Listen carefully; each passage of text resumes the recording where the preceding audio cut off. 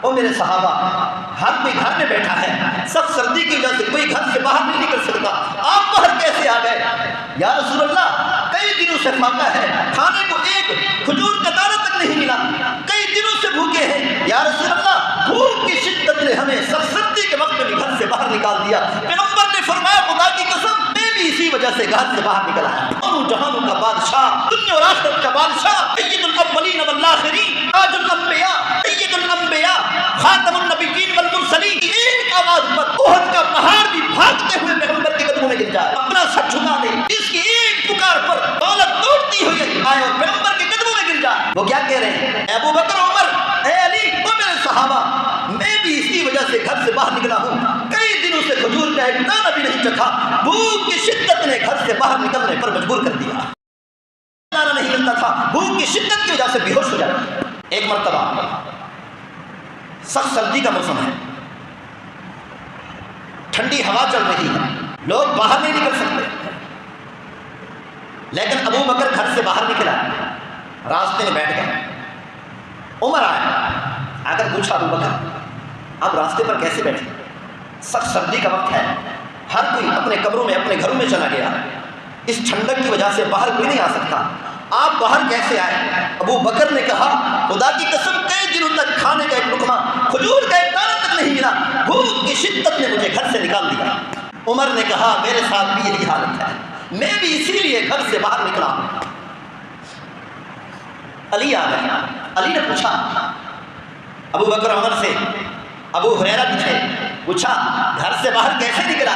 وہی جواب دیا کہ بھوک کی شدت نے اس سخت سردی کے وقت میں، ٹھنڈی ہوا چلنے کے وقت میں ہمیں گھر سے باہر نکال دیا۔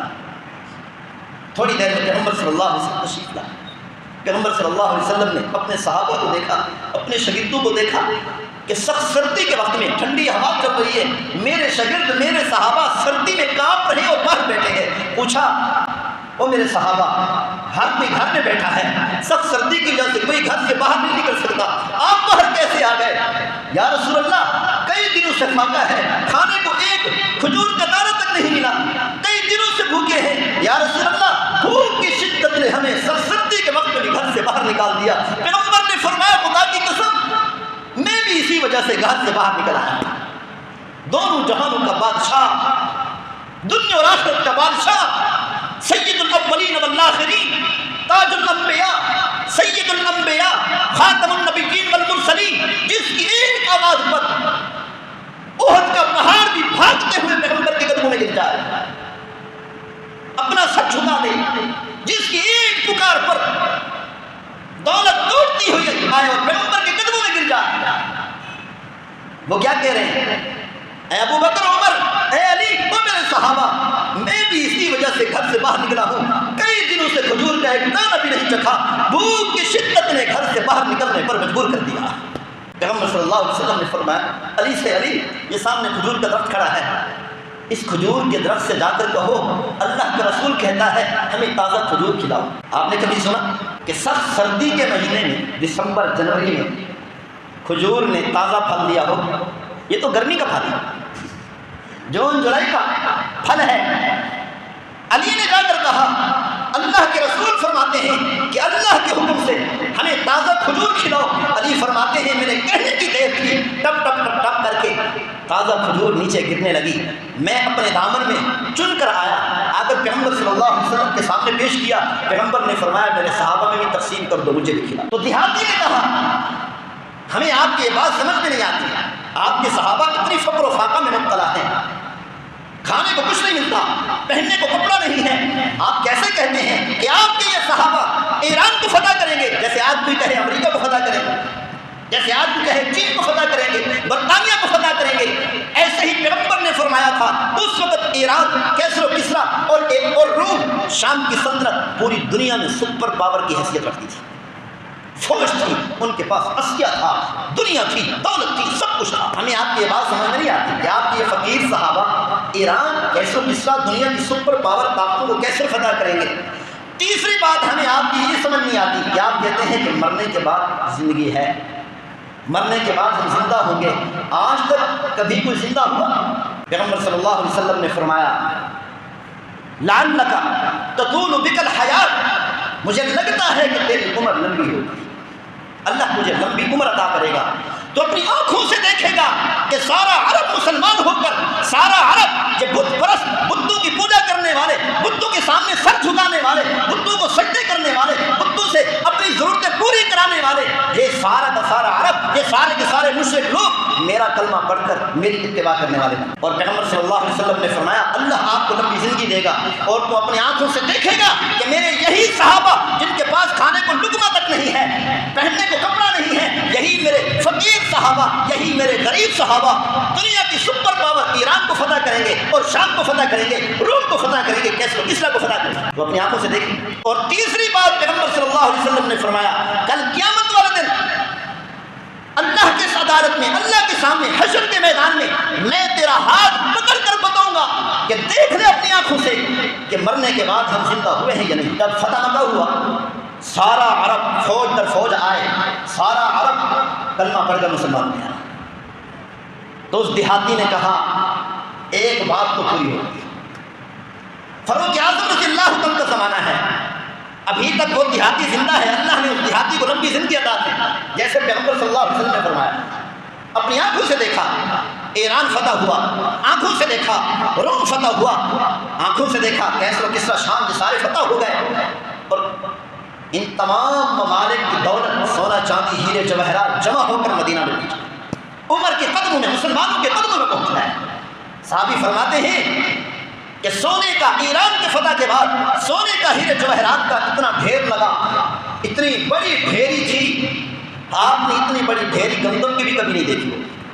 صحابی فرماتے ہیں کہ اتنی بڑی سونے چاندی کی ڈھیری تھی کہ اگر ایک طرف کوئی آدمی اونٹ پر سوار ہو کر کھڑا ہو جائے اور دوسری طرف وہ سوار ہونے والا انسان نظر نہ آئے، سونے چاندی کی اتنی ڈھیری لگ گئی مدینہ مسجد نبی کے سامنے۔ عمر رضی اللہ عنہ رو پڑے، رونے لگ گئے کہ کہیں اللہ تعالیٰ ہم نے جو مشقتیں اٹھائی ہیں، پریشانیاں اٹھائی ہیں، ہم نے جو دین کی خدمت کی ہے، اللہ تعالیٰ نے کہیں اس دین کی خدمت اور پریشانی اور مشقتوں کا صلہ دنیا میں تو نہیں دے دیا، دولت کی صورت۔ رونے لگا، دولت کو دیکھ کر رونے لگا کہ کہیں اللہ نے دنیا میں تو ہمیں صلہ نہیں دے دیا، ہمیں تو آخرت میں چاہیے، دنیا میں ہمیں نہیں چاہیے۔ تو اس دیہاتی نے کہا دوسری بات بھی پوری ہو گئی، اشہد ان لا الہ الا اللہ و اشہد ان محمد عبدہ و رسولہ، کلمہ پڑھ کر مسلمان ہو گیا اور ہجرت کر کے مدینہ میں پہنچا۔ فاروق اعظم رضی اللہ تعالیٰ ہم نے اس بوڑھے دیہاتی آدمی کو دیکھا، محفل میں بیٹھے تھے، صحابہ کی مجلس میں بیٹھے تھے، کھڑے ہو گئے، کھڑے ہو کر استقبال کیا۔ صحابہ حیران ہو گئے کہ عمر جیسا انسان، اتنا بڑا بادشاہ، خلیفۃ المسلمین، امیر المؤمنین، اتنے بڑے صحابی کھڑے ہو کر ایک عام دیہاتی آدمی کا استقبال کر رہے ہیں۔ فاروق اعظم رضی اللہ تعالیٰ عنہ نے صحابہ کو فرمایا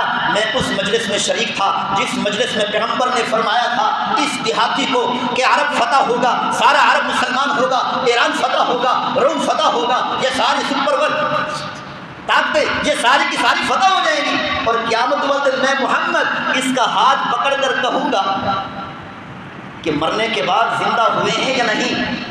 فاروق اعظم رضی اللہ تعالیٰ نے فرمایا جس شخص کا ہاتھ پیغمبر پکڑ لے حشر کے میدان میں جنت میں داخل کیے بغیر نہیں چھوڑیں، پیغمبر کے فرمان میں کبھی شک نہیں ہو سکتا۔ اسی لیے فاروق اعظم رضی اللہ تعالیٰ اس دیہاتی کا احترام کیا کرتے تھے، کھڑے ہو کر استقبال کرتے تھے۔ جو دولت مند پیغمبر کے قدموں میں آ گئے، جن دولت مندوں نے اپنی دولت پیغمبر پر نشاور کر دی، ابو بکر کو دیکھو ایمان لانے سے پہلے ریشم کی 6 دکانوں کا مالک، مکہ کا سب سے بڑا تاجر، یوں سمجھو پوری مارکیٹ کا مالک، کلمہ پڑھ کر مسلمان ہوا، ساری کی ساری دولت پیغمبر پر نشاور کر قربان کر۔ پیغمبر کے زمانے میں بھی، پیغمبر کے زمانے سے لے کر آج تک بھی دولت مند بہت کم ہوتے ہیں جو دین پر خرچ کرتے ہیں، بیچارے دولت کی وجہ سے، دولت میں غرور کی وجہ سے پیچھے رہ جاتے ہیں۔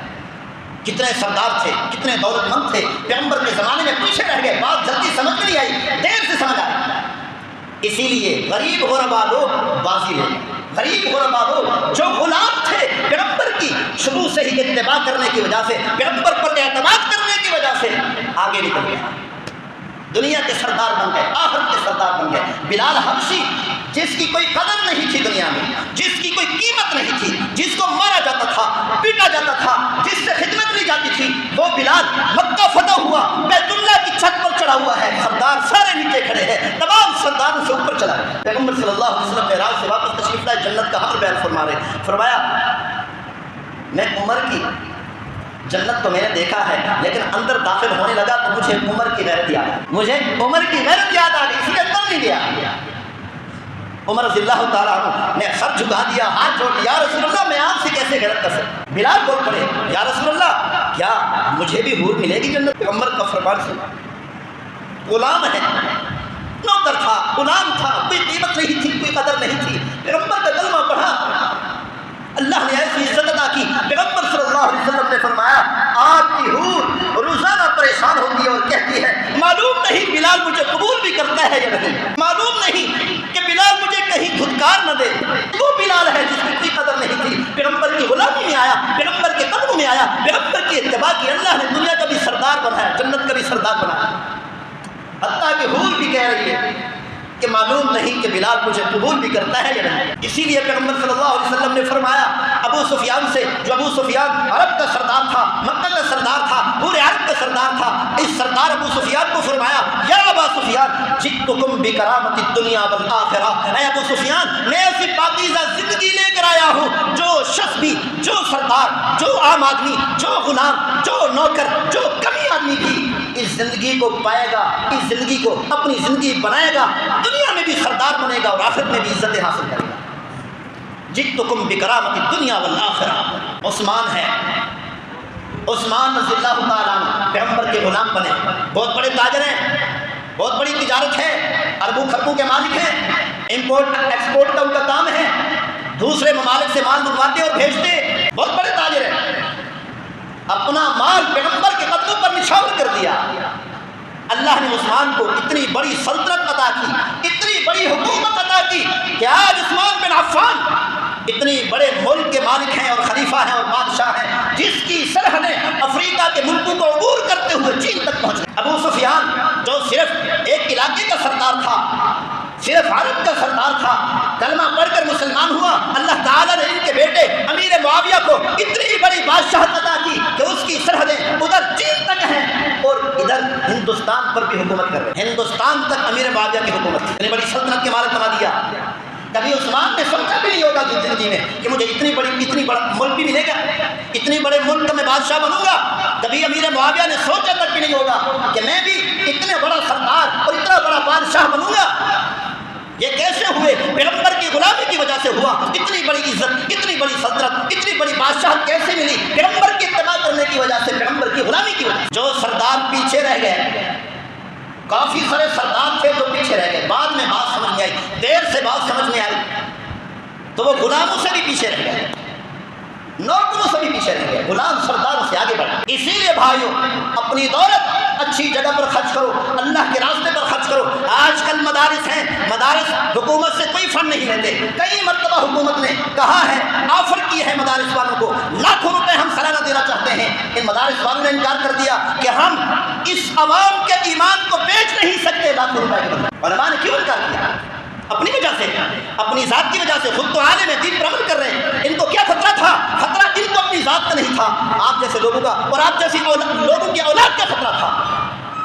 इसीलिए हुकूमत से आफर कबूल नहीं की। हमने अपनी आंखों से देखा, दारुल कबीर वाला में, जिला खानेवाल में बहुत बड़ा इदारा है, मैं वहाँ पढ़ता था, वहाँ पर एक करिंदा आया हुकूमत की तरफ से, एक फार्म लेकर आया, आज से तकरीबन 20 साल पहले की बात। आकर कहा मौलवी साहब से सिर्फ इस पर दस्तखत कर दो, अभी आपको 15 लाख रुपए हुकूमत की तरफ से मिलेंगे। मदरसा के मौलवी साहब ने कहा मेरे पास वक्त नहीं, चला जा, मैं दस्तखत नहीं करता। मैं अपनी आवाम की और अपनी आवाम की औलाद और अपनी आवाम की नस्लों की ईमान को बेच नहीं सकता मैं।